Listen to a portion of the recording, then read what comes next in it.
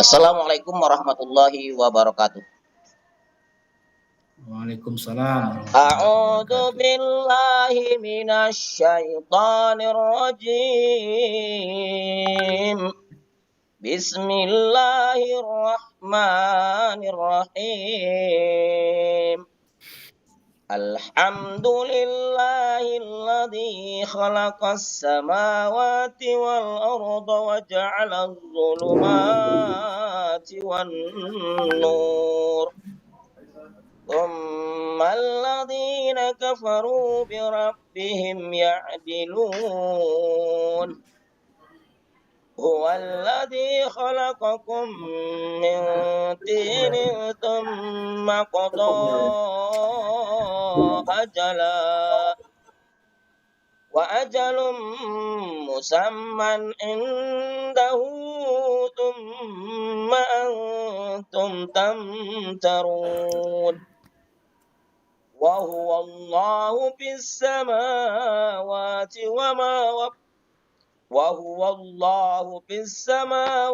وفي الأرض يعلم سركم وجهركم ويعلم ما تكسبون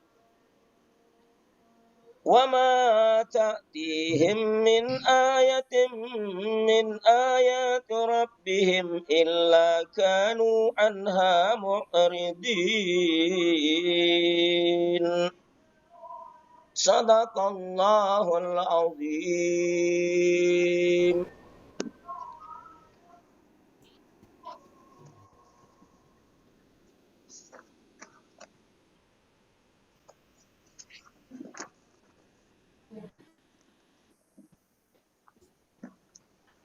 Selanjutnya praktek mengajar. Ya Pak. Assalamualaikum warahmatullahi wabarakatuh.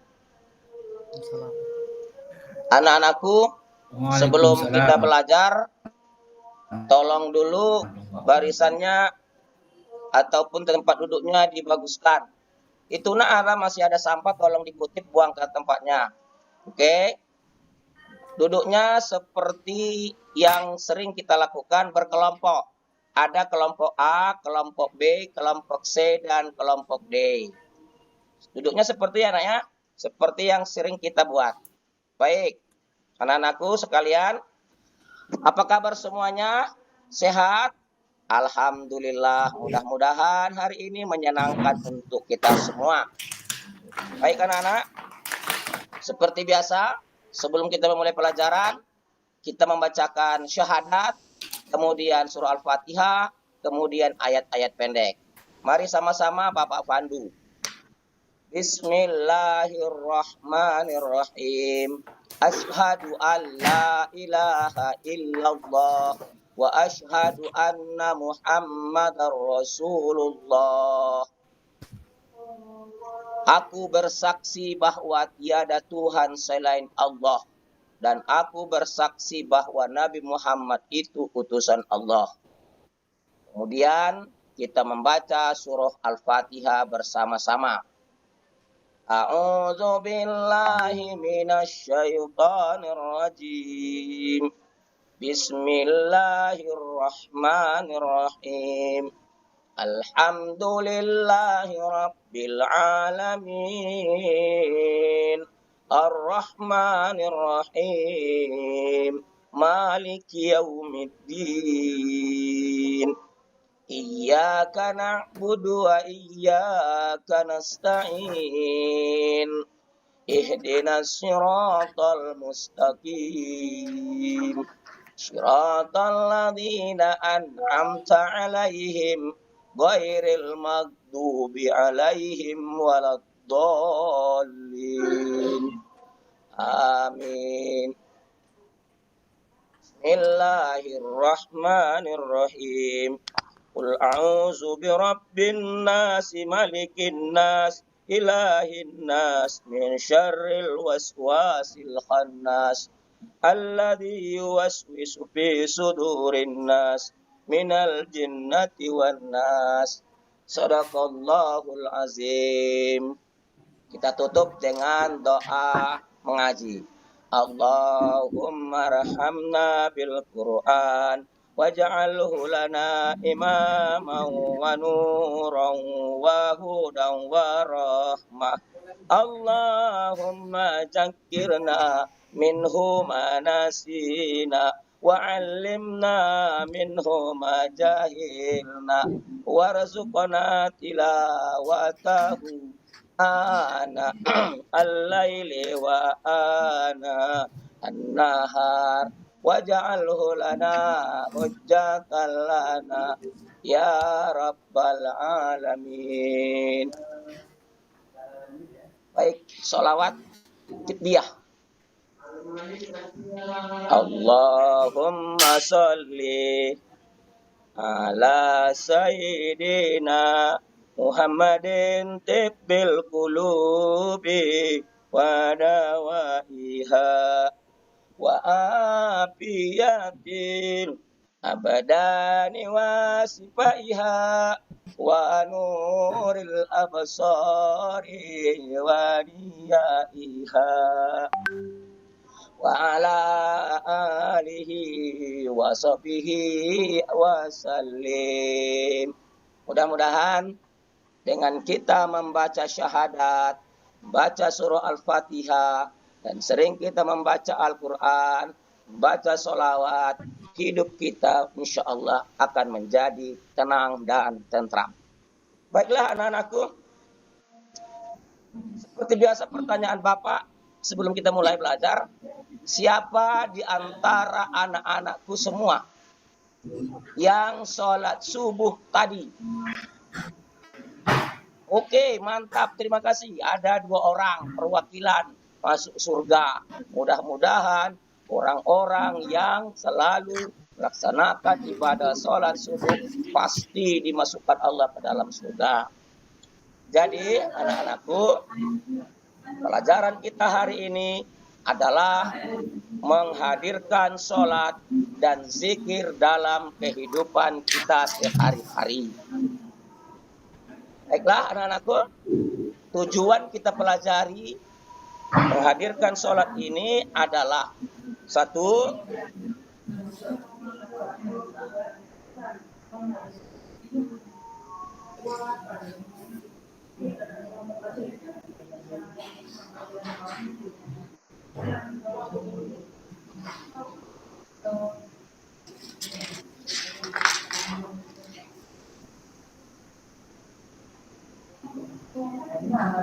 yang pertama adalah memahami pentingnya sholat dan zikir.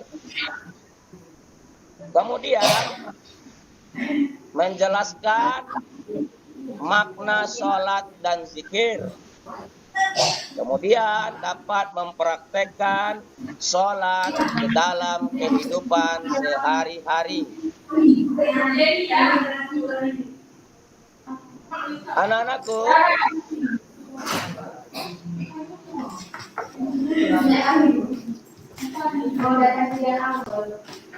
sholat adalah perkataan dan perbuatan yang dimulai dengan takbiratul ihram dan diakhiri dengan salam sesuai dengan syarat dan ketentuan masing-masing. Kemudian sholat adalah merupakan ibadah bagi umat Islam yang sudah halal, dan sholat itu merupakan kewajiban bagi kita umat Islam. Ini belum semua, Pak. Belum? Ya, ini saya list orang.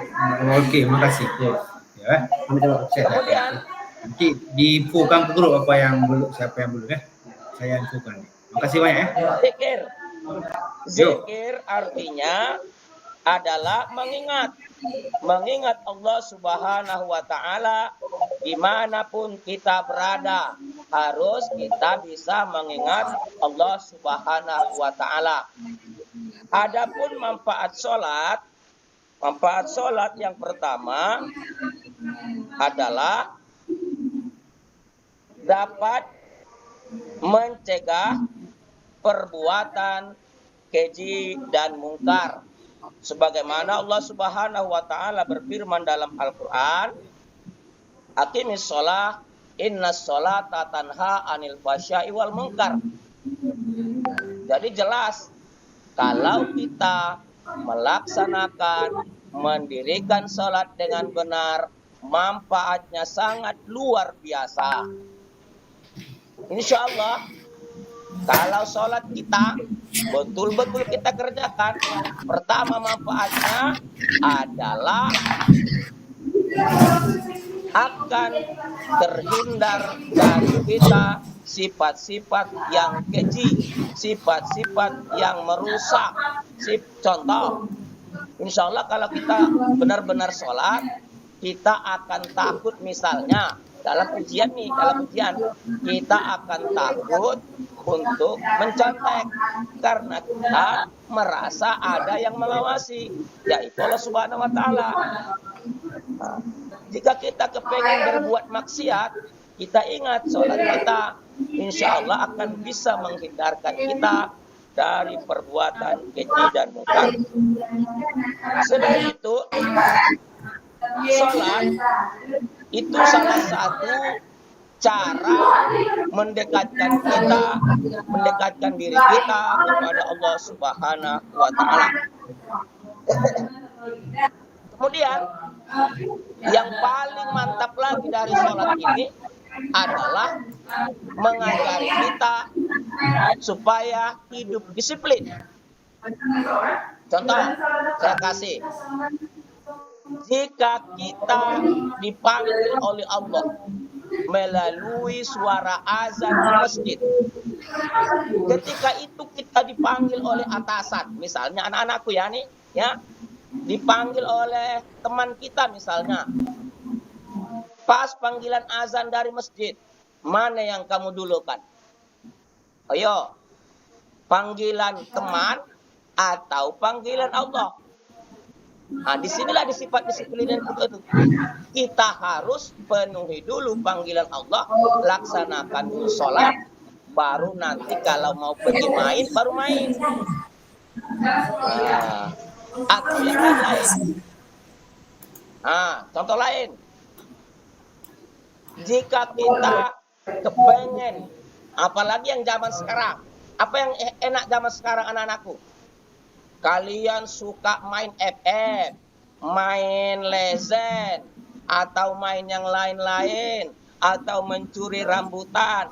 Ingat, sholat kita itulah pembentengnya. Ingat, Allah Ta'ala pasti mengawasi kita. Ingat, ada 2 malaikat di samping kita. Ada malaikat raqib mencatat amal baik, ada malaikat atid mencatat keburukan. Begitu hebatnya lah manfaat sholat itu anak-anak. Ya, jadi Pandi, Iki, jangan tinggalkan sholat. Apalagi sholat subuh. Itu luar biasa pahalanya. Oke, anak-anakku semua, jangan tinggalkan sholat. Penting, karena nanti di akhirat amal yang paling pertama kali ditanya oleh Allah adalah sholatmu. Bukan kebunmu yang luas, bukan gantengmu yang ditanya, tetapi amal sholatmu. Jika sholatmu bagus, insya Allah amal yang lain pun akan baik juga. Itu anak-anakku. Ya, jadi jangan remehkan sholat. Fawailul lil musallin. Neraka wil, ada nama neraka satu, namanya neraka wil. Neraka wil itu tempat orang-orang yang melalaikan ibadah sholat. Kalau kalian nggak mau sholat, tunggulah neraka wil namanya. Satu lagi neraka sakor. Masalah kakum pisakor, kata Allah dalam Al-Quran. Itu neraka sakor. Kemudian manfaat sholat itu, insya Allah jiwa kita tenang, jiwa kita tenteram, jiwa kita bahagia. pantasan kalian susah diatur. Karena kalian sholatnya bolong-bolong maksiat. Tapi saya yakin kepada anak-anakku, kalian pasti bisa. Pasti bisa sholat. Pasti tidak ada yang meninggalkan sholat. Ya, bersungguh-sungguhlah dalam sholat. Taruh sini. Yang terakhir, Dedi Alamsyah. zikir tadi artinya mengingat Allah. Ingat Allah Subhanahu wa taala. Marilah kita berzikir. Zikirnya mudah-mudah saja. Contoh, zikir tasbih, subhanallah, zikir tahmid, alhamdulillah, zikir takbir, Allahu akbar, atau subhanallah, alhamdulillah, wala ilaha illallah, wallahu akbar. Itu namanya zikir ucapan. Nah, kalau zikir perbuatan seperti ibadah sholat, manfaatnya sangat luar biasa. Kalau kamu galau, kalau kamu stres, kalau kamu pening, berzikirlah. Ingatlah Allah. Allah itu sangat penyayang bagi kita. Kemudian meningkatkan kesabaran. Baik anak-anakku, sebagai kesimpulan dari pelajaran kita hari ini, mari kita tingkatkan sholat menjadi kebutuhan kita. Bukan hanya menjadi kewajiban, tapi jadikanlah sholat itu, zikir itu menjadi kebutuhan dalam kehidupan kita. Yang kedua, kesimpulannya, jika kamu ingin sukses, jika kamu ingin bahagia dunia akhirat, jangan tinggalkan sholat, jangan tinggalkan zikir. Yang ketiga, kesimpulan yang ketiga, jika kalian bahagia dunia akhirat, jangan tinggalkan sholat dan zikir. Baik anak-anakku, ada yang ingin bertanya? Silakan. Wahyu, apa yang ingin kamu tanyakan? Oke, bagus, pertanyaan mantap.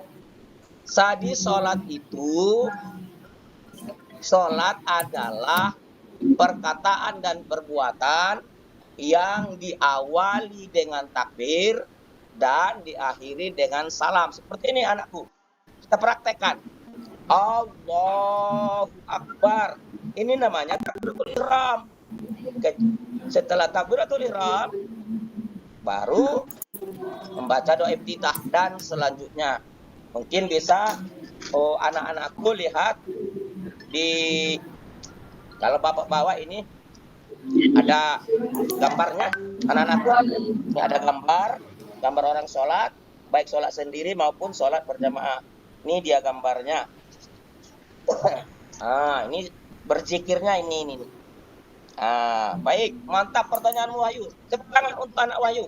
Mantap. Mudah-mudahan sholatnya jangan tinggal ya. Ada yang lagi pertanyaan?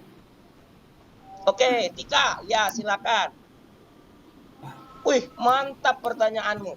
Zikir itu bukan hanya ucapan. Zikir dalam hati pun bisa. Ingat Allah. Tengok kebesaran Allah. Apalagi malam-malam terang, kamu keluar jam 2 malam, tengok ke atas, banyak berjuta bintang. Itu ada yang menciptakan. Dengan melihat bintang, kita mengingat Allah. Itu namanya zikir hati. Mantap. Terima kasih. Tepuk tangan untuk si Pak Monang. Apa? Pak Monang. Ya Pak. Karena waktunya sudah ditutup.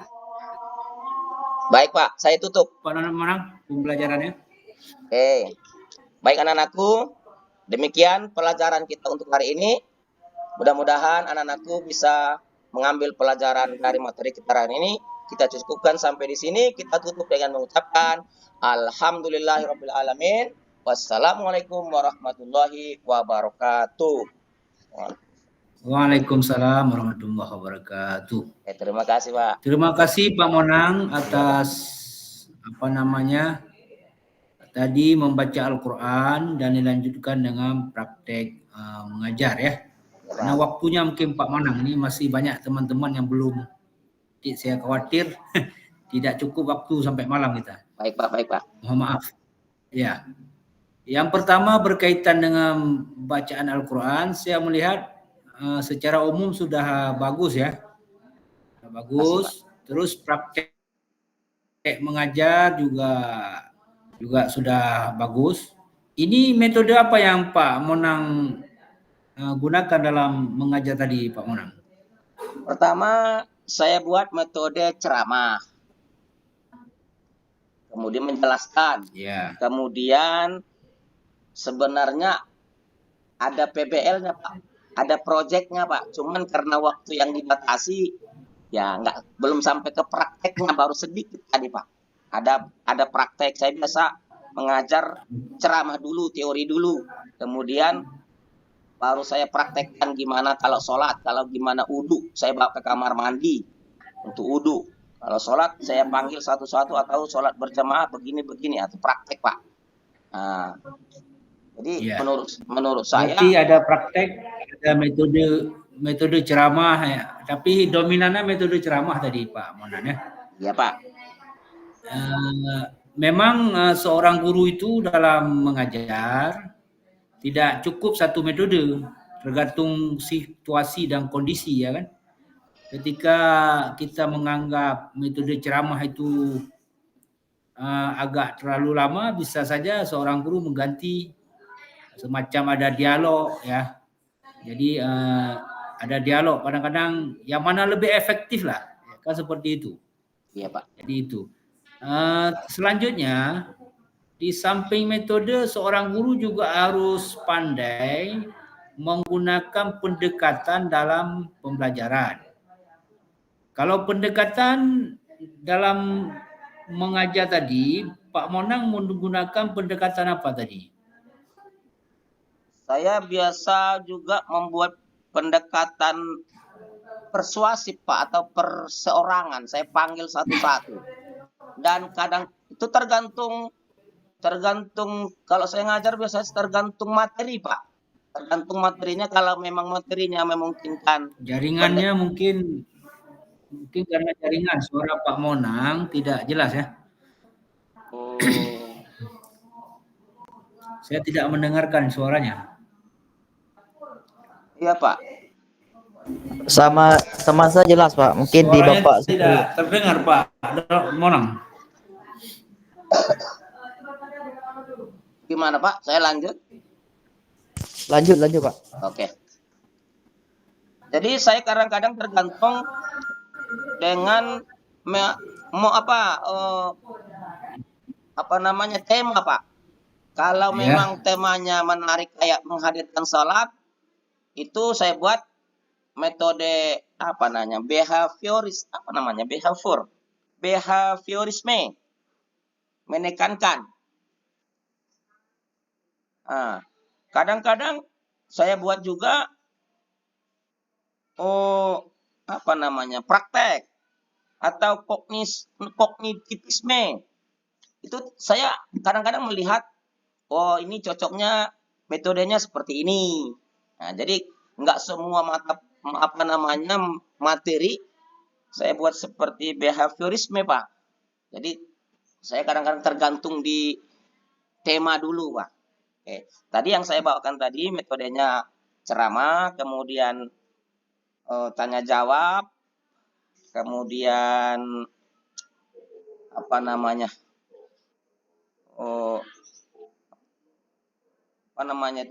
lupa. Nah, seperti itu Pak kira-kira.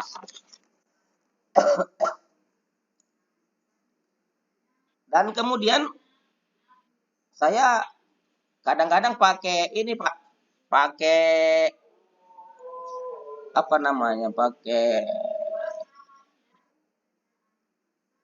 teknologi yang zaman sekarang. Pakai apa itu Pak? Pakai layar tuh apalah, lupa aku namanya. Oke. Pakai audio visual.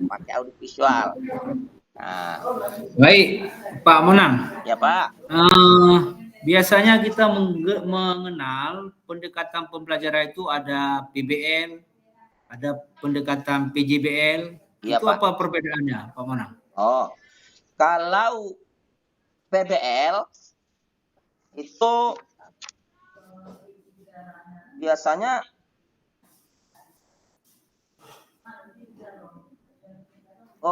apa namanya yang lebih efektif bahasanya PBL ini membuat tugas.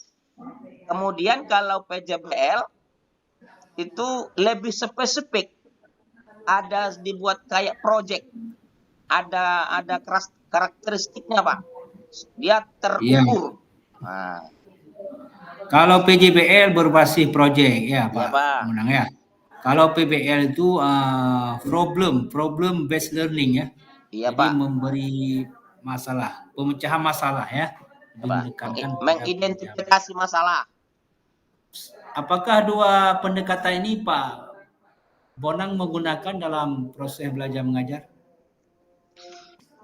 Yang tadi belum Pak, masih PBL. Baik. Ya Pak. Baik. Oke, selanjutnya mungkin dari saya cukup Pak Monang. Iya, terima kasih Pak. Berapa tahun Pak Monang mengajar? Sepertinya sudah lama sekali. Alhamdulillah saya menghonor tuh Pak, udah 15 tahun. Sudah PNS Pak ya? Alhamdulillah sekarang P3K Pak.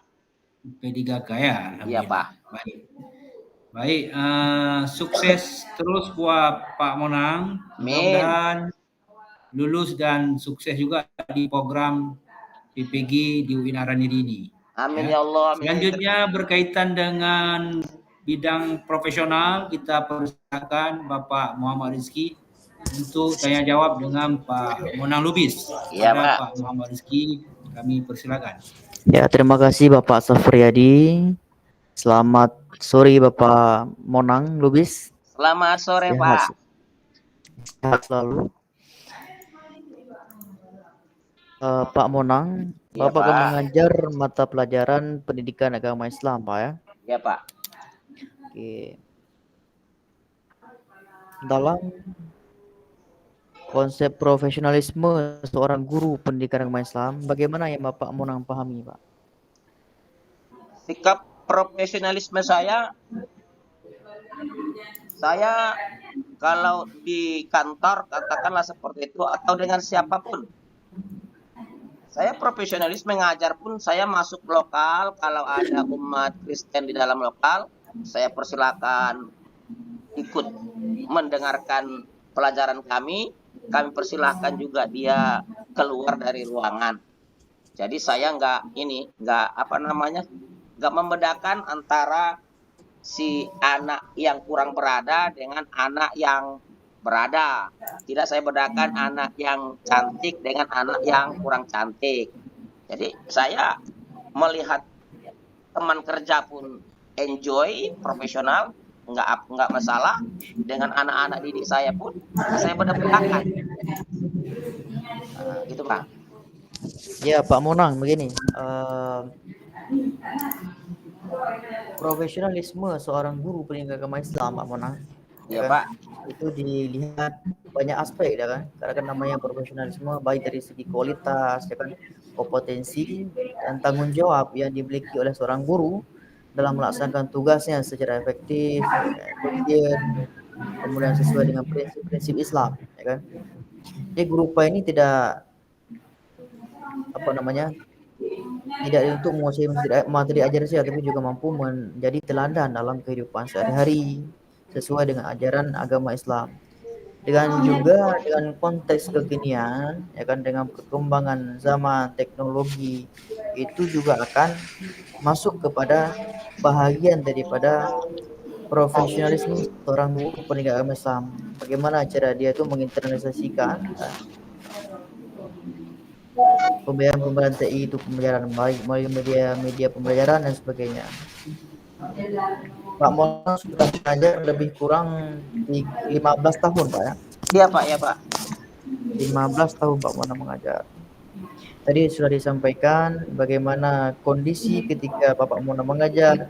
Di situ tidak hanya siswa yang berasal dari satu agama saja, tapi juga ada agama yang lain. Iya Pak. Itu termasuk kepada bagian toleransi dalam beragama Pak ya.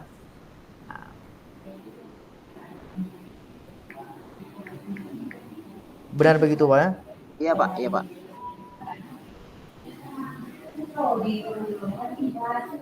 Pak Munang, Iya Pak, ya. Terus bisa didengar suara saya Pak? agak agak macet-macet Pak, agak sepotong-sepotong. Makanya saya kadang-kadang nunduk mendengarkan inspekturnya.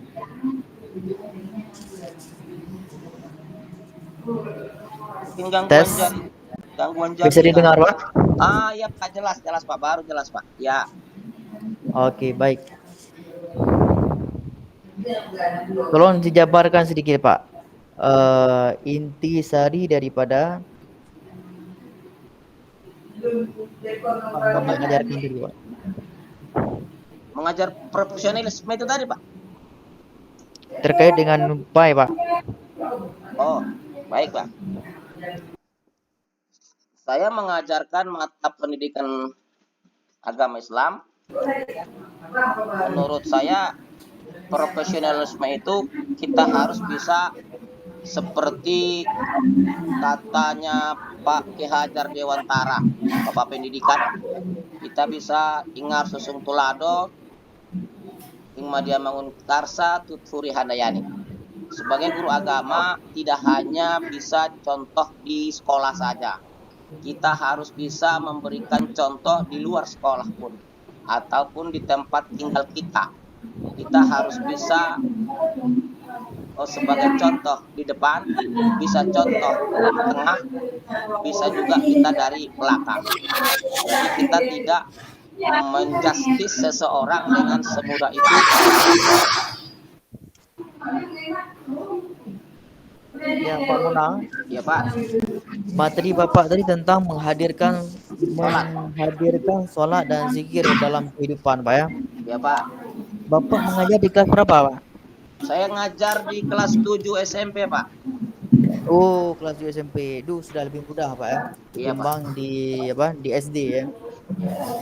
Jadi bagaimana caranya itu Pak? Cara menginternalisasikan ya, nilai-nilai untuk menghadirkan sholat dan zikir dalam kehidupan sedang mengajar siswanya Pak.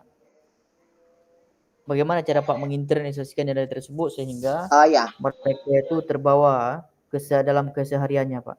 Ya Pak. Pertama, saya anjurkan. Ya. Anjurkan.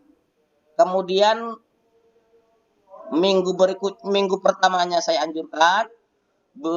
Kemudian saya setiap masuk kelas, pertanyaan pertama saya kepada anak didik saya, baik saya masuk di kelas 7, kelas 8, itu tetap itu. Apakah Anda sholat subuh tadi? Nah, itu pertanyaan tetap setiap hari. Nah, dengan demikian menurut saya, dia akan terngiang di telinganya dan akan melaksanakan sholat subuh ketika waktu subuh. Walaupun nanti pada dasarnya, dia hanya mengingat karena takut dengan gurunya kan gitu. Satu. Kemudian minggu kedepannya belum ada perubahan. Saya buat sekayaknya hukuman, tapi hukumannya hukuman mendidik. Saya suruh sholat di depan kelas, di depan teman-temannya. Nah, kemudian pernah saya buat juga pakai angket, Pak. Pakai angket. Tapi harus dia sholat ditandatangani dan ditandatangani orang tuanya. Nah, supaya mudah-mudahan menurut saya dia akan terbiasa melaksanakan ibadah sholat. Nah, gitu Pak. Oke, jadi polanya dengan pembiasaan, Pak. Pembiasaan. Iya Pak. Ada juga sih yang saya buat sholat berjamaah di sekolah sebelum pulang. Jadi ria dilakukan, Pak ya? Iya Pak. Memang bagus yang Bapak lakukan itu, kemudian dikasih pemahaman dulu seperti apa, diberikan contohnya bagaimana, kemudian dilaksanakan atau tidak, itu dievaluasi, ditanyakan kembali, Pak ya? Iya Pak, ini evaluasi. Ada tidak minimal sekali mereka di situ juga hadir di situ, kejujuran mereka seperti apa, itu nilai-nilai yang hadir di dalamnya, ya. Ya. Makanya saya buat angket itu, saya bilang kalian menjawab angket ini harus ditandatangani oleh orang tua. Artinya saya kepengen kalian tuh jujur. Kalau memang nggak sholat jangan di checklist. Nah itu Pak. Ya. Ya, bagus sekali Pak. Secara keseluruhan bagus. Ya. Alhamdulillah. Mengaji tadi juga bagus. Terima kasih Pak Monang. Saya kembalikan Pak. kepada Bapak Safriyadi.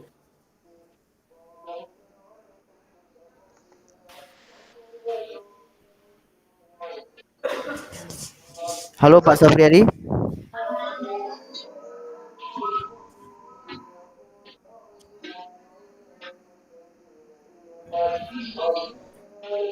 Ya mungkin boleh Pak Monang dipastikan merekam layarnya dan bisa untuk meninggalkan room ini Pak. Kita ganti dengan yang lain. Oke Pak, terima kasih banyak Pak. Saya cukupkan. Assalamualaikum warahmatullahi wabarakatuh. Waalaikumsalam warahmatullahi wabarakatuh.